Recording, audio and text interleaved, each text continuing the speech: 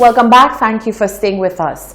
The members of the Gros Islet Subdivision and the Lafayette Kaimajé Community Development Group have teamed up to ensure that residents become more vigilant with respect to their safety and security. Elvis Thomas, who is the officer in charge for Gros Islet, Rodney Bay and Babonneau police stations, spoke to Hot 7 TV on the aim of the upcoming community meetings. Genevieve Gonzague tells us more. Acting Assistant Superintendent of Police Elvis Thomas is appealing to members of the public to embrace the concept of the Royal St. Lucia Police Force's community outreach program, Policing My Community. The initiative, spearheaded by members of the Royal St. Lucia Police Force Gros Islet Subdivision, is geared at fostering discussions between neighboring communities to ensure the establishment of sustainable neighborhood watch groups. We're also looking to have meetings with all the various communities within the Gros Islet area, and so we just want everybody to come on board and to understand that it is only together that we can make a difference in the fight against crime. Thomas asserts that the program will not encourage vigilante justice, but instead strengthen communication networks among community members and the police force, allowing for greater police intervention in community issues. What we're actually doing is going into those communities, speaking to them, providing training, and to let them know what their role is in the entire process, not to go and take the law into their hands, but what their role is and how we can come together to make it better. Any aspect that may be considered, we will look at it, but I don't see vigilante justice being an issue in that regard. The meeting will take place at the Lafayette or Kaimajé Resource Center from 6:30 p.m. on March 11, 2020, and is open to the general public. For more information, contact the Gros Islet Police Station at 456-3830.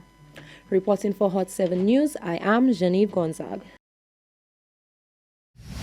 The St. Lucia Bureau of Standards has pulled from the market packages of a brand of cigarettes known as Zon King Size Full Flavor 20 Class Filter Cigarettes, which was found on sale during routine market surveillance. Our market surveillance team intercepted some cigarettes on the market. Those cigarettes do not conform to the compulsory standard for the labeling of tobacco products. They are easier to detect because they do not carry the graphic warnings that are required.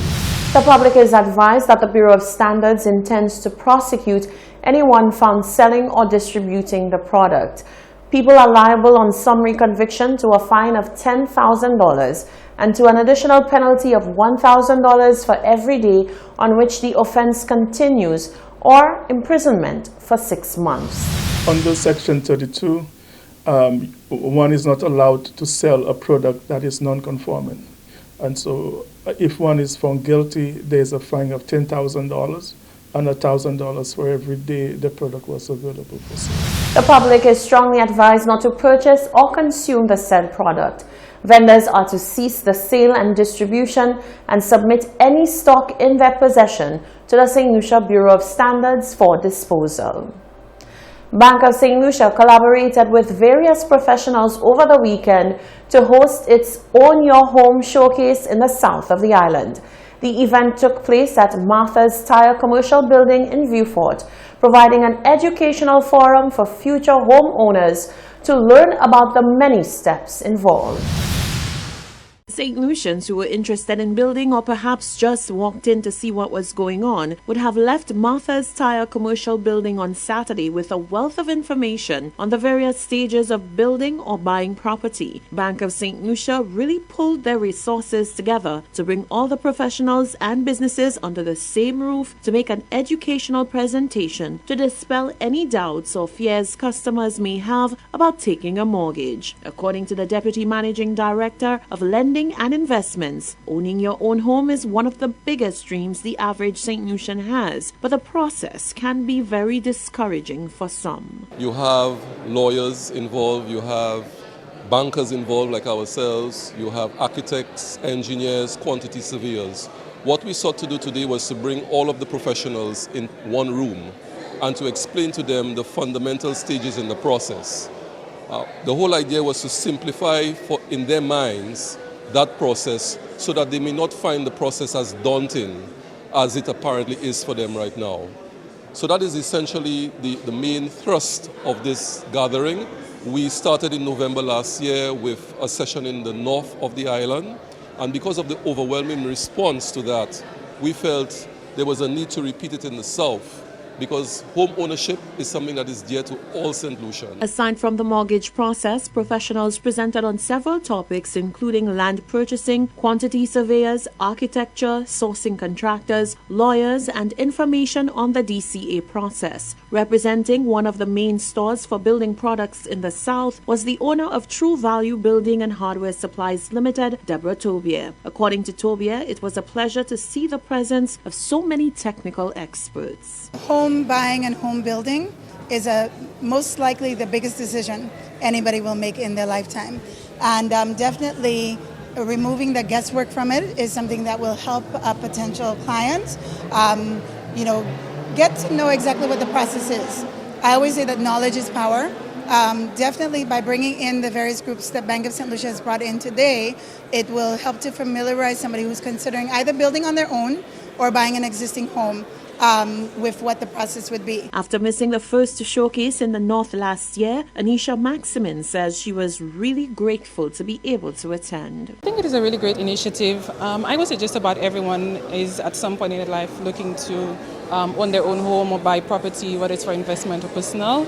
And just to have an opportunity to invite persons in to answer their questions, to walk them through the process, I think it's a really great initiative, and Bank of St. Lucia should be applauded for this. According to Bank of St. Lucia officials, the showcase is a step in the right direction to provide value to its customers in the form of education, as well as providing the opportunity to boost economic activity between buyers and sellers who are part of the Own Your Own Home process.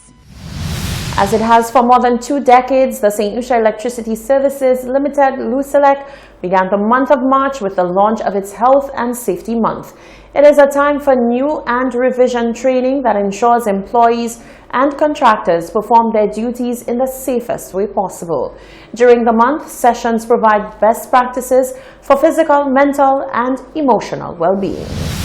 There are some things that are now standard at the St. Lucia Electricity Services Limited LUCELEC launch of Health and Safety Month. Team members and contractors will recite the Go Zero Pledge. A report is provided on the company's safety performance for the previous year. In this instance, the familiar brought an extraordinary accomplishment, one that had only been done once before. Managing Director Trevor Louisi said the company had recorded 0 occupational injuries in 2019. It is an indication, in my humble opinion, that all occupational injuries are preventable and that the safety management policies, procedures, and work practices all worked well in every department in 2019. At the end of February 2020, the company had gone 688 days without recording a lost time injury. A lost time injury is one that results in employees being unable to work. The previous record was 588 days.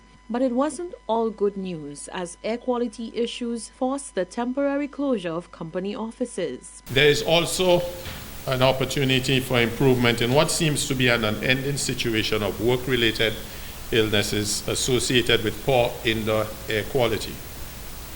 I want to take this opportunity to thank all the staff in the affected offices in particular for their patience and understanding during what I consider to be a very, very trying period.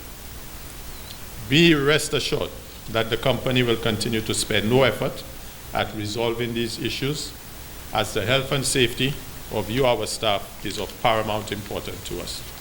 The company has designated March its Safety Month for 24 years. This year's theme is Advance Our Health and Safety 2020 Vision through Creativity and Innovation. In her feature address, Dr. Marie Grandison Didier encouraged the responsible use of technology, including apps and online nutritional guides for healthier lives. We must put technology, as I said, to work to assist and facilitate our well-being.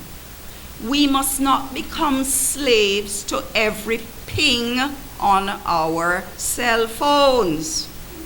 Living out other people's lives and drowning in other people's disasters. But we must use technology to find the positives to assist ourselves. The launch also featured a performance from the company-supported Seventh Day Academy Youth Orchestra. This is the Hot 7 TV Nightly News. Stay with us. Sports and weather are coming up after the break.